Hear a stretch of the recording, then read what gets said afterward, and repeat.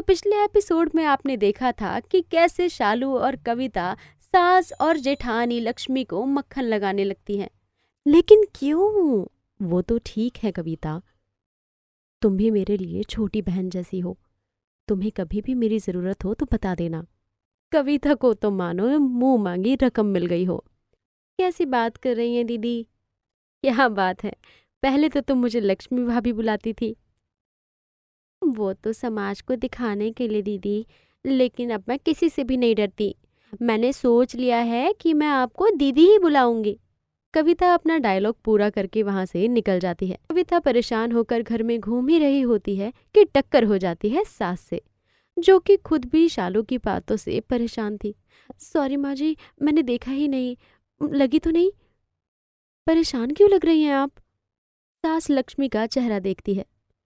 मैं तो हूँ परेशान, इसलिए दिख रही हूँ। लेकिन लक्ष्मी बहू, तुम्हें क्या हुआ है? कुछ नहीं माँ जी, बस कविता की एक बात से परेशान हूँ। न जाने क्यों अचानक से वो मेरे लिए बहुत सॉफ्ट सी हो गई है। वही तो, शालू बहू न जाने ऐसी ऐसी बातें कर रही है जिसमें से साजिश की बू आ रही है मुझे। माँ जी, वही मैं भी कहना चाहती हूँ। क्या बात हो सकती है? तभी शालू और कविता की फिर से लड़ने की आवाज आती है। दोनों सास बहू दोनों की लड़ाई देखने पहुंच जाती हैं। हाँ हाँ, तो क्या? सासू माँ मेरी माँ जैसी है, क्यों नहीं रहेंगी वो मेरे साथ? मेरे साथ तो मैं उनकी जूती भी न रहने दूं। हाँ तो रख ले उस बुढ़िया को, मेरे लिए तो मेरी माँ ही काफी है। और अचानक जिससे तू बुढ़िया बुढ़िया बोलती थी, आज मामा कर रही है। उधर सास जो लक्ष्मी के साथ उन दोनों का झगड़ा देख रही होती है। बुढ़िया? बहू, मैं बुढ़िया कहाँ से लगती हूँ? अरे नहीं नहीं माँ जी, आप कहाँ बुढ़िया हैं, बिल्कुल भी नहीं। तभी कविता की आवाज आती है। मैं तो दीदी के साथ रहूंगी। दीदी में मुझे माँ दिखती है, जैसा नाम वैसा आचरण, बिल्कुल लक्ष्मी माँ जैसा। शालू उसकी बात पर जोर जोर से हंसने लगते। इसे कहते हैं पागल। जिसे कल तक पागल कहती थी, आज वो दीदी लग रही है। लक्ष्मी को शालू की बातों पे गुस्सा आता है। क्या? मैं पागल? माँ जी, मैं पागल हूँ क्या? अरे नहीं बहू, तूने तो इन दोनों की लुटिया डूबने से बचा रखी है, नहीं तो ये दोनों तो एक नंबर की लड़ाकी हैं। चलो इन दोनों से बातें करें और जानने की कोशिश करते हैं कि माजरा क्या है। क्या बात है? तुम दोनों के प्लान्स क्या हैं? इतनी क्यों तारीफ हो रही है मेरी और सासू माँ की? दीदी, आप तो हो ही तारीफ के काबिल, तो क्यों ना आपकी तारीफ करो? क्यों? क्यों? जब सास जिंदा है तो जेठानी की तारीफ करने का क्या तुक है, बताओ। बहू, ये तो बात सही है, लेकिन बुढ़िया? कौन बुढ़िया बोल रहा था मुझे?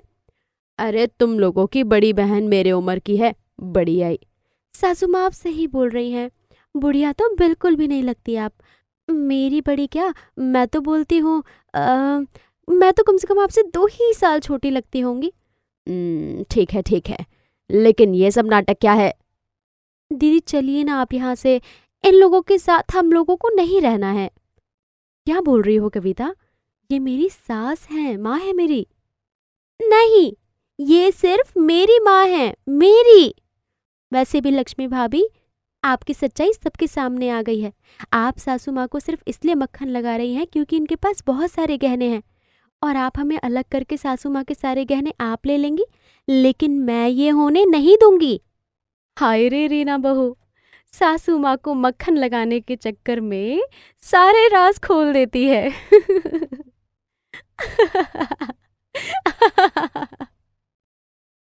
अरे तुझे क्या हो गया? तू क्यों पैसेंजर ट्रेन की तरह हंस रही है?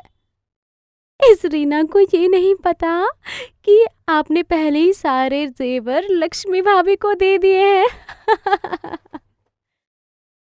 शालू को तो ये बात ऐसी लगती है मानो ये क्या हो गया। क्या कह रही हो? और नहीं तो क्या, सारे जेवर तो लक्ष्मी भाभी के पास हैं और वो रहेंगी मेरे पास। हाय रे, ये क्या बोल रही हो? मैं इस बुढ़िया को साथ रख के क्या करूंगी?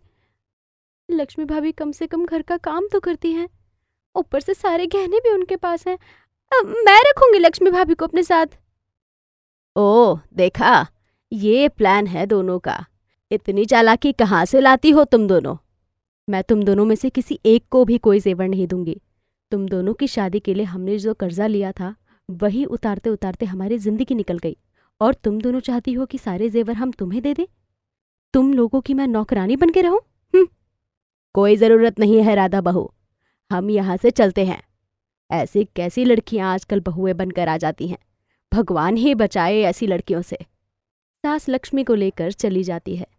अब पीछे रह जाती हैं दोनों चालाक बहुएं, जो अपनी होशियारी के कारण अपना ही प्लान बर्बाद कर लेती हैं।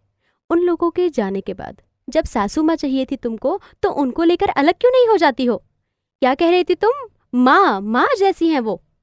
हाँ, तो मुझे क्या पता था कि वो सारे गहने लक्ष्मी भाभी को दे चुकी हैं। अब जेठानी जी मेरे साथ ही जाएंगी। क्यों तेरे साथ जाएंगी? सास को लेकर निकल यहाँ से। अरे अब उनके पास ना गहने हैं ना वो कोई घर का काम कर सकती हैं, उनको साथ रख के मैं क्या करूंगी? काम तो सारा मुझे ही करना पड़ेगा। ओहो, वाह वाह, इकलौते तो तुम 2 रोटी खाती हो, हम सारे तो घास खाते हैं। क्यों? दोनों बहुओं के बीच अब लड़ाई शुरू हो जाती है कि जेठानी किसके पास रहेगी। दीदी, दीदी ये नाश्ता कर लीजिए। सास दूर से उन दोनों को देख रही होती है। दोनों एक नंबर की चालाक हैं, बेचारी लक्ष्मी को निशाना बना रही हैं। उधर लक्ष्मी परेशान हो जाती है। दीदी नहाने जा रही हो? मैं ना बाहर तौलिया लेकर खड़ी हूँ। दीदी आप बोले तो मैं आपको साबुन लगा दूँ? बहुत करो, दीदी कोई छोटी बच्ची नहीं है। वही मैं भी बोलना चाह रही हूँ, दीदी कोई छोटी बच्ची नहीं है जो तुम्हारी चालाकी नहीं समझेंगी, सब समझ रही है दीदी। क्यों दीदी? देखो मैं नहा लूंगी, तुम दोनों ऐसे मत लड़ो प्लीज। लक्ष्मी को परेशान देखकर सास वहां पहुंच जाती है। लक्ष्मी बहू, चाय नहीं आई अभी तक। तुझे सास वाला लाड़ मिल रहा है, इसका मतलब ये नहीं कि तूने इतने साल से मेरी जो सेवा की है वो तू भूल जाए। माँ जी, आज खाना नाश्ता चाय सब कुछ पहले ही मिल गया, तो आप अपने लिए खुद क्यों नहीं बना लेती खाना चाय? आप कोई बुढ़िया थोड़ी है। अरे शालू, मेरे पैर में तेल तो लगा दे।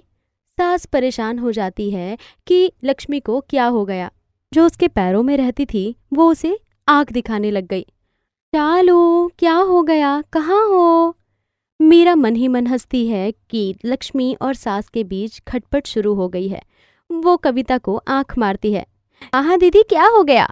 आपको पता है मेरे हाथ न जाने कब से खाली हैं, सस्ती चूड़ियाँ पहन पहन के मेरी कलाई छिल गई हैं।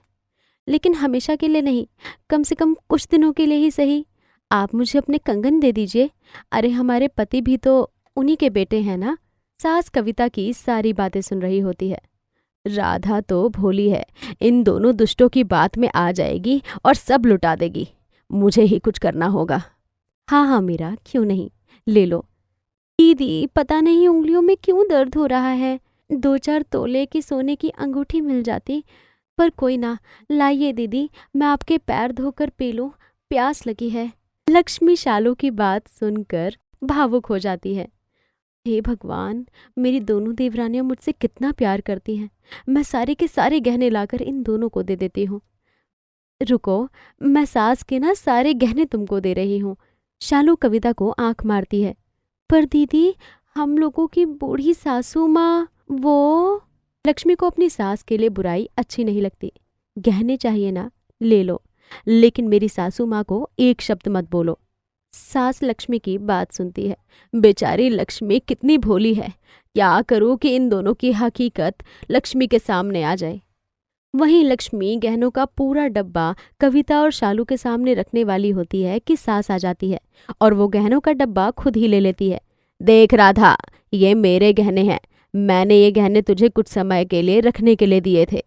ठीक है माँ जी, रख लीजिए, मुझे कुछ नहीं चाहिए। ऐसे कैसे नहीं, पागल हो क्या तुम? नौकरानियों की तरह काम करती हो और बेवकूफों की तरह हमारी भी खिदमत करती हो। शालू सास के हाथ से गहनों का डब्बा खींचती है। मैंने कहा ना, ये सारे गहने मेरे हैं, मेरे। कविता उसके हाथ से गहनों का डब्बा खींचती है। पागल समझा है क्या? पागल नहीं हूं मैं, समझी? गहनों का डब्बा इधर ला। दोनों आपस में लड़ना शुरू कर देती है।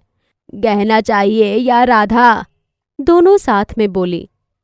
राधा का क्या हम अचार डालेंगे? गहने चाहिए हमें, गहने। ये शब्द सुनकर राधा हैरान रह जाती है। कल तक जो उसकी तारीफ कर रही थी, आज गहनों के लिए उसकी बेइज्जती कर रही है। माँ जी, मुझे कोई गहने नहीं चाहिए, मुझे मेरा परिवार चाहिए। ये लीजिए गहने। मुझे भी नहीं चाहिए, ले लो गहने, दोनों ले लो, लेकिन आज के बाद तुम दोनों मेरे दरवाजे खड़ी नहीं रहनी चाहिए। दोनों बहुएं अब समझने लगती हैं कि उन दोनों से बड़ी गलती हो गई है। वो दोनों सास और राधा से माफ़ी मांगती हैं और आगे से किसी भी गलती के ना होने का वादा करती हैं।